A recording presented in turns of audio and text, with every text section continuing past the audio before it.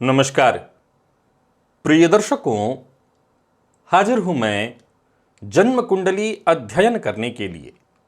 एक जन्म कुंडली लेकर आप सबके सम्मुख उपस्थित हुआ हूं। ये जन्म कुंडली एक व्यक्ति की है। आइए हम सभी मिलकर इस जन्म कुंडली का अध्ययन करेंगे। मैं जन्म की तारीख आपको बताता हूं, जन्म का समय और जन्म स्थान। आप जन्म कुंडली का निर्माण कर लीजिए।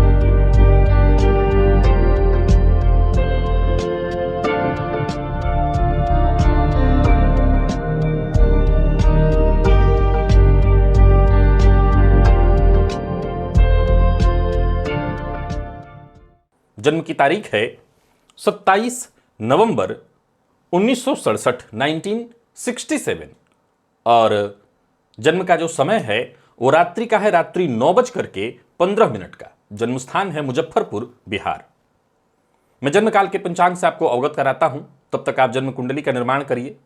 इन्होंने सोमवार के दिन जन्म लिया है, मार्गशीर्ष मास में, कृष्ण पक्ष की एकादशी तिथि को, हस्त नक्षत्र के द्वितीय चरण में, वैश्य वर्ण और देवगण।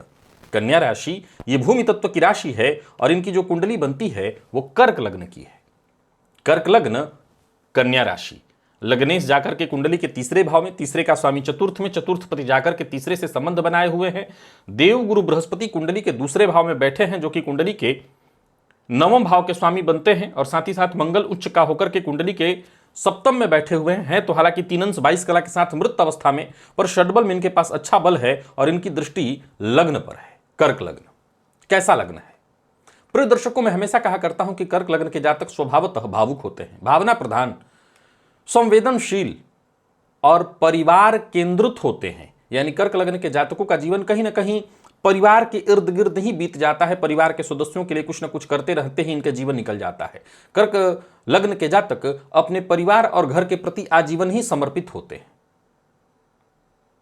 और एक बार भावनात्मक रूप से वो जुड़े किसी से तो बड़ा गहरा संबंध इनका जुड़ता है जब वो किसी से भी जुड़ते हैं। तो यदि आप देखें तो इनकी कुंडली के दूसरे भाव में, सिंह राशि में, देव गुरु बृहस्पति बैठे हुए हैं, और गौर करें तो देव गुरु बृहस्पति पर मंगल की और राहु की दृष्टि पड़ रही है। मंगल की 8वीं, राहु की 5वीं दृष्टि। अब सामान्य शब्दों में कहूं तो देव गुरु बृहस्पति का जाकर के कुंडली के धन भाव में बैठना और ऐसे देव गुरु बृहस्पति पर राहु की दृष्टि, मूलतः यह भावनाश है। लेकिन यहां पर देव गुरु बृहस्पति भाग्येश होकर के धन भाव में स्थित हैं, फलतः जातक को वाणी और इस स्थिति में कहीं ना कहीं उन्नति ही देंगे। परिवार में सुख शांति का ही ये संकेत देते हैं। चंद्रमा और शुक्र की युति आप इनकी कुंडली के तीसरे भाव में देख रहे हैं। तीसरा भाव पराक्रम का है, साहस का है, छोटे भाई बहनों का है, और वहां पर चंद्रमा और शुक्र की युति बनी हुई है। ये बढ़िया है, जातक को कला, लेखन और संचार के क्षेत्र में निपुणता प्रदान करा देता है। ऐसे जातकों की रुचि कला, संगीत इत्यादि में विशेष रूप से हो जाती है।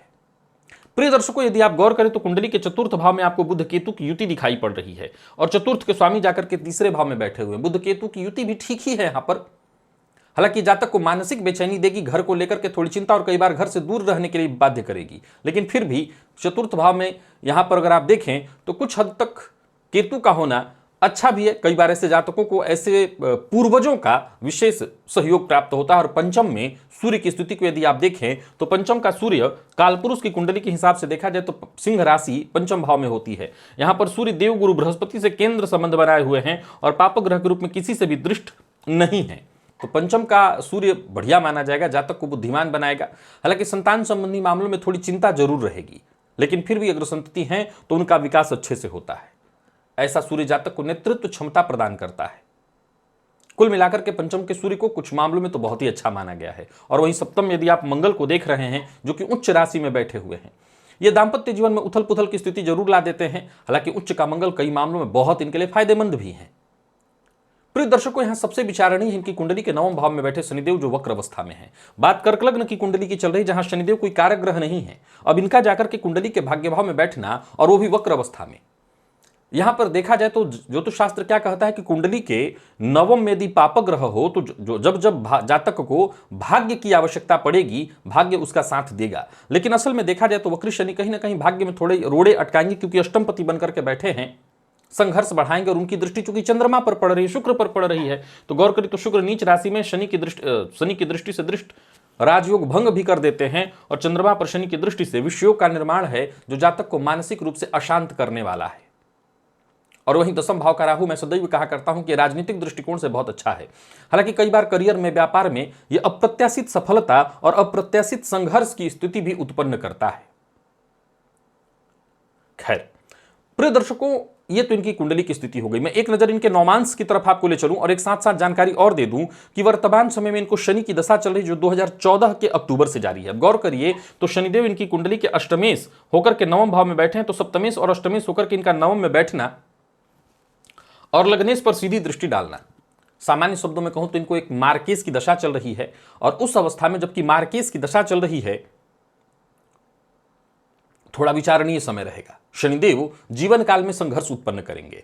इनके दशमांश के बारे में एक जानकारी पहले आपको देना चाहता हूं। दशमांश में मिथुन लग्न दिखाई पड़ता है, और मिथुन लग्न में लग्नेश बैठे हुए हैं, जो जातक को व्यवसाय से और स्वयं के कार्य से विशेष लाभ दिला देते हैं। करियर में जातक अपनी बुद्धिमत्ता से, संचार कौशल से, अपने ज्ञान से अच्छी सफलता हासिल करता है।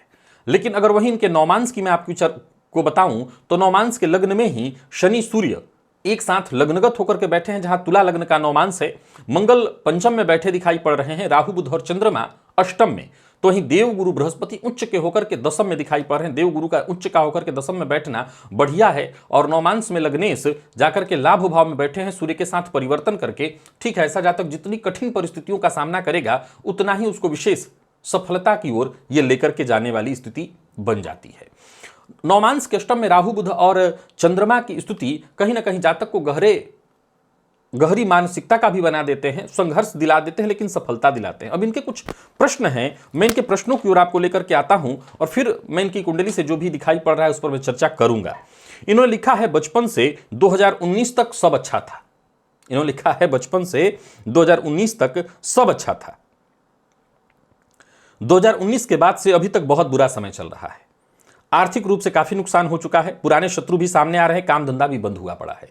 अब जरा गौर करिए तो शनिदेव वक्र हैं, और वक्र होकर के बीती चीजों को लौटा रहे हैं। अब जरा यहां देखना है कि 14 से चल रहा है इनको शनिदेव की दशा, और ये कह रहे हैं कि 19 के बाद से ये कष्ट में आए हैं।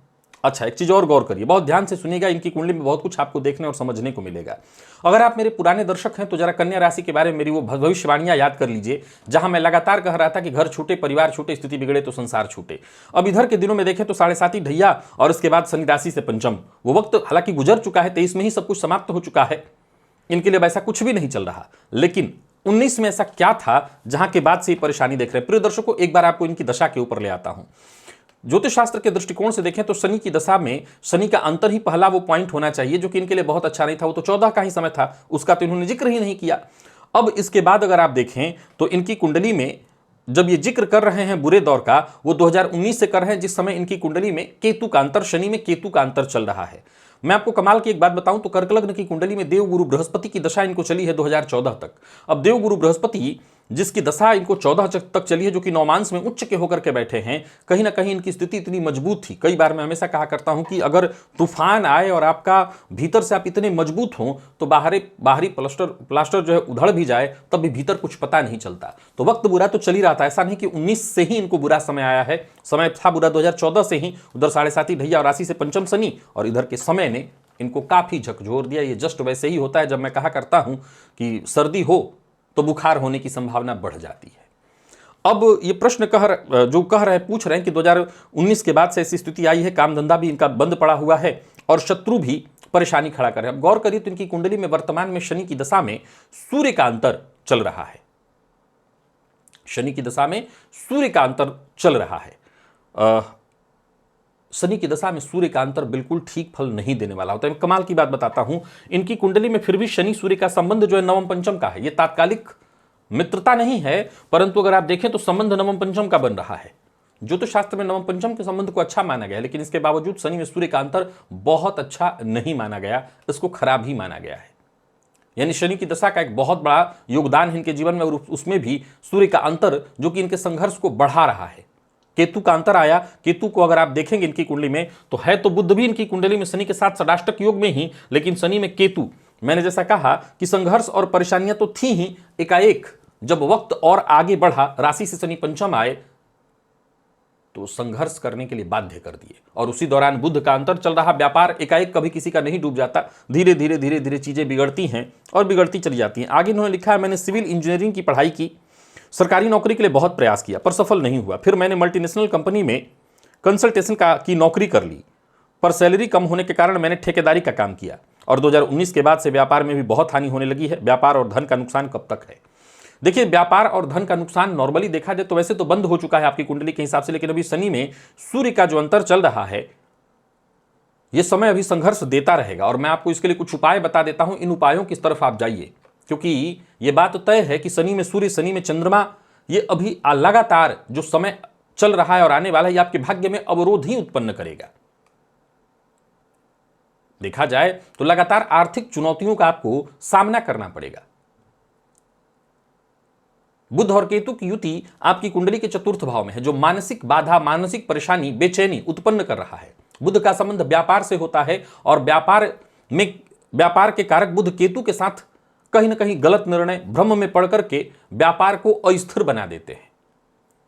हालांकि एक अच्छी बात यह है कि राहु दशम में है, जो उतार चढ़ाव तो जरूर ला दिया है आपके जीवन में, लेकिन अप्रत्याशित लाभ भी देगा। अलग बात है कि ये मंगल की राशि में बैठा है, और मंगल है उच्च के इस कुंडली में। अब ये मंगल तो ठीक है, पर शनि राहु इस लग्न के कारक नहीं है। आप सबसे पहला तो काम करिए, शनिवार के दिन शनिदेव को या तो सरसों तेल जाकर के चढ़ाइए, या सरसों तेल का दीपक जलाइए, पीपल पेड़ की जड़ में जल अर्पित करिए, और उसके नीचे तिल तेल का दिया जलाइए। बुध की विशेष अनुकूलता के लिए गणेश जी की आराधना करिए, गणेश जी को दूर्वा अर्पित करिए बुधवार के बुधवार। ओम प्राम प्रीम प्रौम सह शनैश्चराय नमः, इस बीज मंत्र का नित्य जप भी करिए, इससे फायदा मिलेगा। आगे इन्होंने लिखा है कि 2 अगस्त 2024 में स्वस्थ मां की हार्ट अटैक से मृत्यु हो गई। सब कुछ रहते हुए कुछ नहीं कर पाया। स्वस्थ मां के अचानक से चले जाने के बाद मेरा स्वास्थ्य शरीर बिल्कुल टूट चुका है। आगे का समय कैसा रहेगा, कब सब ठीक होगा?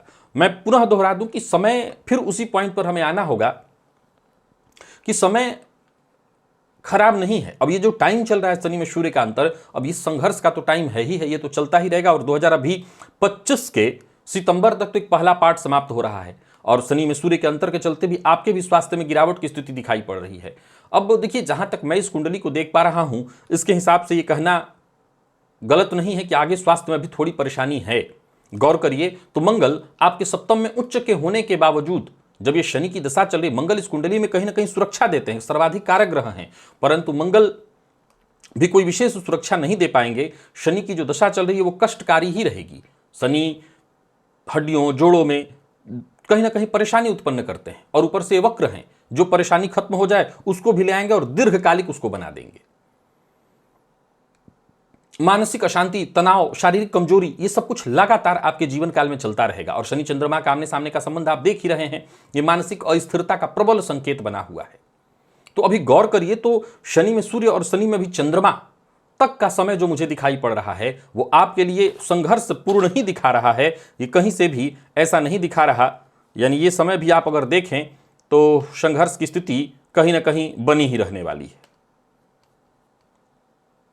यानी अगर देखा जाए तो शनि में चंद्रमा का जो समय है 2027 के अप्रैल तक, तो जो आपने प्रश्न पूछा कब तक शांति मिलेगी, तो कहीं ना कहीं 2027 के अप्रैल तक का समय भी आपको जुझा रहा है। फिर भी आप वो जो शनिदेव की आराधना मैंने कही, हनुमान जी की भी आप आराधना करिए, और हनुमान जी की आराधना करने के साथ भुवन भास्कर को अर्घ्य प्रदान करिए। इससे स्वास्थ्य में भी सुधार आएगा, मानसिक अशांति परेशानी से भी बचेंगे, और कहीं ना कहीं धन संबंधी मामलों में भी जो कष्ट परेशानी आ रही है आपकी, वो दूर होगी। अब इन्होंने लिखा है कि मां के मृत्यु से एकदम निराश हो चुका हूं, आगे के लिए क्या करूं कुछ समझ में नहीं आ रहा है, कब से जीवन जीने लायक बनूंगा, और आने वाला 15 से 20 साल कैसा गुजरेगा, घर जमीन और स्वास्थ्य की स्थिति कैसी रहेगी। देखिए, आने वाली स्थिति जहां तक मैं आपकी कुंडली की देख रहा हूं, ऐसा नहीं है कि सब खराब ही गुजरने वाला है। जैसा मैंने कहा, कभी जो टाइम मुझे इस कुंडली में दिखा रहा है वो आपके लिए परेशानी में डाला हुआ है और आपको अभी रहना है 2027 के भी अप्रैल तक। मानसिक अशांति, परेशानी, गृह कलह, एकाकीपन, घर से भी निराश, घर से भी अलगाव आप महसूस करेंगे। व्यापार में भी कमजोरी साफ साफ दिखाई पड़ रही, व्यापारिक असफलता के कारण भी तनाव और परेशानी आएगी। कुल मिलाकर के इस पूरी कुंडली में अगर मुझे एक बात कहना है तो मैं बस इतना ही कहूंगा, एक बहुत बड़ा कारण बना है शनि की दशा। सीधी सी बात है, आपको मार केस चल रहा है। अब अगर आप मेरे दर्शक हैं तो मैं हमेशा एक बात कहा करता हूं कि मार केस का अर्थ ज्योतिष शास्त्र में मृत्यु से ही नहीं है। ज्योतिष शास्त्र में मार केस का अर्थ विस्तीर्णता से है, नाना प्रकार की परेशानियां। अब चूंकि अगर आप देखें तो बीते समय से गुरु की दशा जो 16 साल आपने देखी, गुरु काफी मजबूत स्थिति में थे। गुरु की दशा एक इतने मजबूत ढांचे के अंदर आपको सुरक्षित रखा हुआ था कि आपको पता नहीं चला। लेकिन इधर जब शनि राशि से पंचम आए, संघर्ष की स्थिति बनी और उसके बाद से आप लगातार जूझ रहे हैं। लेकिन मैं यहां पर एक बात आपको बताना चाहता हूं, यह बात तय जानिए कि इस कुंडली में कुछ चीजें बहुत अच्छी हैं। क्या? वो है आपका लग्नेश। लग्नेश जाकर के कुंडली के तीसरे भाव में बैठा हुआ है। यह अपने आप में एक बहुत बड़ा प्लस पॉइंट है। मैं हमेशा कहा करता हूं, लग्नेश की स्थिति ही जन्म कुंडली की स्थिति को तय करती है। अब जबकि आपका लग्नेश जाकर के कुंडली के तीसरे भाव में बैठा है, तीसरा भाव किस चीज का है? पुरुषार्थ का है, पराक्रम का है। और अगर आप लाख टूट गए हों, लाख आप नुकसान में हो, लाख आप परेशान हो, लेकिन आप ये तय करते हैं कि नहीं, चाहे जो हो चुका है हो चुका, अब मैं हार नहीं, फिर से खड़ा होऊंगा। ये मैं जानता हूं, जब मैं पहले ही कहा आया हूं कि 2027 का अप्रैल आज है, अभी तो 24 चल रहा है, 3 साल बाकी है। 24 मान लीजिए बीत गया, तब भी 2 साल तो बाकी ही 2 साल कम नहीं होता। 2 साल इंतजार अभी करना पड़ेगा, तब जाकर के आपको कुछ मार्ग मिलेगा। और जब तक अभी शनि में सूर्य है तब तक तो बिल्कुल ही परेशानी रहेगी। अभी ये मैं तुरंत ही बता करके हटा हूं कि शनि में सूर्य का अंतर कष्टदायक होता है। तो पहले तो आपको इस समय विशेष से बाहर निकलने का प्रयत्न खुद से ही करना है। इस समय को शांति से निकलने देना है, घबराइए मत। व्यापार में यदि इनकम कम हो रहा है तो इसको लेकर के ही बहुत परेशान नहीं हो जाना चाहिए। आपकी कुंडली कर्क लग्न की है। हमेशा मैं कहा करता हूं कि कर्क, वृश्चिक और मीन, ये 3 ऐसे लग्न हैं जिस लग्न के जातक ज्योतिष शास्त्र कहता है कि मूलतः आध्यात्म के लिए आए हैं, धर्म के लिए आए हैं, साधना के लिए आए हैं। अब आपकी कुंडली में देखा जाए तो शनिदेव की दृष्टि जाकर के शुक्र पर पड़ रही है और वो शुक्र नीच राशि में बैठे हैं। फलतः मैं जानता हूं कि बहुत अधिक साधना और आराधना में भी आपकी रुचि नहीं होगी।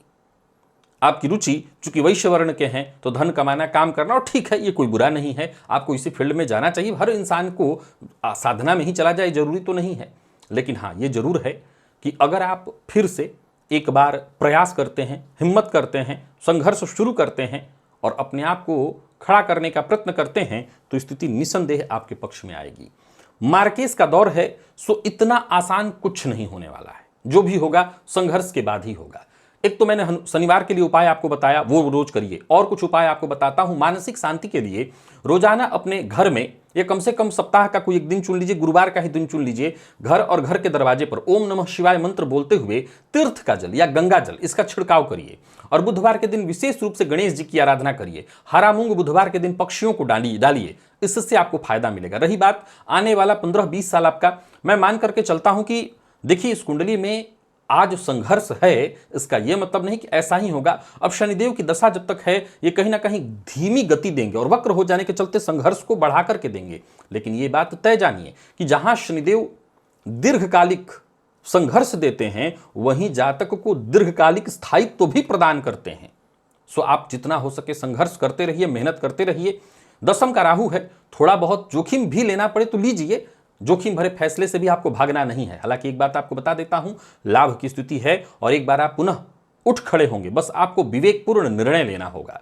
एक और बात याद रखिएगा, आपका दशमांश, जिसका मैंने विशेष रूप से जिक्र किया था, दशमांश में बुध लग्नेश होकर के लग्नगत बैठकर भद्र महापुरुषों का निर्माण कर रहे हैं। और यह स्थिति अपने आप में बहुत मायने रखती है कि अगले 10-15 साल में, ठीक है कि शनि की दशा के कारण आप जूझ रहे हैं और अभी जूझेंगे, लेकिन फिर से अपने आप को खड़ा करेंगे। अब देखिए, गौर करिए, तो शनिदेव की दशा के बाद बुध की ही दशा आएगी। बुध भी कोई इस कुंडली के कारक ग्रह नहीं है, वो तृतीय और द्वादशपति बनकर के जाकर के बैठे हैं चतुर्थ भाव में। पर अच्छी बात यह है कि बुध की ही राशि में लग्नेश बैठे हुए हैं। मैं आपको बता दूं कि समय आने वाले दिनों में आपको व्यापारिक सफलता भी दिलाएगा, स्थिरता भी दिलाएगा। और इसके लिए आपको एक और उपाय करना होगा। प्रत्येक शुक्रवार को शिव मंदिर में जाइए और शिवलिंग पर सफेद पुष्प अर्पित करिए, इससे आपको फायदा मिलेगा। तो ये जितने भी उपाय मैंने आपको बताए हैं उसमें एक उपाय और जोड़ लीजिए, शनिवार के शनिवार छायादान, ये बेहद आवश्यक है। तेल में अपना चेहरा देख करके पीपल वृक्ष के नीचे दिया जला दीजिए उसका, या और कोई रास्ता आपके पास हो दान करने वाला तो दान दे दीजिए, इससे आपको लाभ मिलेगा। प्रिय दर्शकों, आप मेरे अगर दर्शक हैं तो लंबे समय से सुनते आ रहे हैं जिन जिन पॉइंटों को मैंने आज तक अलग तरह से, आज से पहले आपको किसी ने न बताया हो, जैसे पंचम शनि की चर्चा मैंने ऐसे नहीं कहा। पंचम शनि की चर्चा मैं हमेशा से करता रहा था। कन्या के लिए मैं लगातार उस समय कहता रहा था, घर छूटे परिवार छूटे। अब इसी समय तुला के लिए मैं लगातार कह रहा हूं।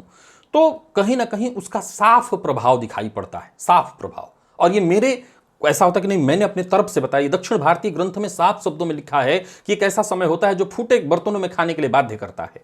अब सवाल उठता है कि फूटे बर्तनों का मतलब सब पर हम लागू नहीं कर देंगे। कहने का तात्पर्य कि जो जितना मजबूत हो, संघर्ष उसका धीरे धीरे ही सही लेकिन उस लेवल पर आएगा, उसको धीरे धीरे तोड़ेगा। अब आप निकल चुके हैं, पर समय निकलने के बाद भी अच्छा इसलिए नहीं हो पाया कि जो अंतरदशा चल रही है वो आपके पक्ष में नहीं है, और ये भी आपको जूझने के लिए बाध्य कर रहा है। दशा अंतरदशा का जो वीडियो मैंने बताया उसमें इस विषय को क्लियर कर चुका हूं, उपाय बता चुका हूं। जितने भी उपाय मैंने बताए हैं वो सभी के सभी उपाय आपको सुरक्षा देने वाले हैं। इन उपायों का पालन करिए, छायादान जरूर करिएगा, भुवन भास्कर की आराधना जरूर करिएगा। आप इन उपायों को करते रहिए और विश्वास मानिए, भरोसा रखिए। शनिदेव वक्र हैं, संघर्ष तो देंगे ही देंगे, पर यह तय है कि साधना, आराधना और भगवान की शरणागति अगर ग्रहण किए रहते हैं तो आप परेशानी के इस दौर से बाहर अवश्य निकलेंगे। ठीक है कि उसमें 2 साल का समय लग जाएगा। प्रिय दर्शकों, आप इस जन्म कुंडली के संबंध में यदि कुछ कहना चाहते हैं तो जरूर कहिए। आज के लिए बस इतना ही, इजाजत दीजिए, पुनः मुलाकात होगी। तब तक के लिए नमस्कार।